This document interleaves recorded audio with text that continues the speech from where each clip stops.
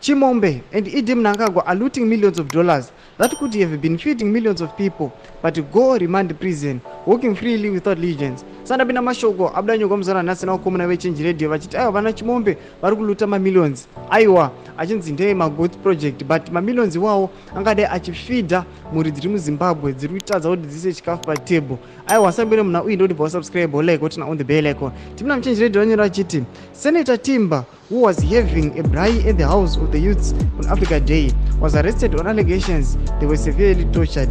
Chief looted millions of dollars through ZACC and many other state-owned organizations. However, because he was working with Emerson Mnangagwa, the ZACC chairperson, the CIO director, the Gomatanga, no one is talking about him anymore. ZACC at ZACC Online has never been there to serve his purpose, but to protect real criminals.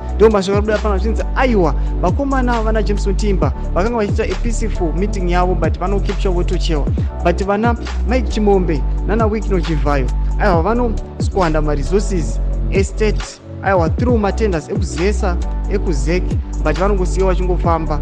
Vana Chimombe aiwa vanongopidzwa mujere, havambotochewa, pana zvavanoitiwa. Tudze mafunguro enyu muri kudimba musoro mashoko abuda nyonga pana pamuChange Radio. Ina comment section medu musana subscribe like, turn on the bell icon.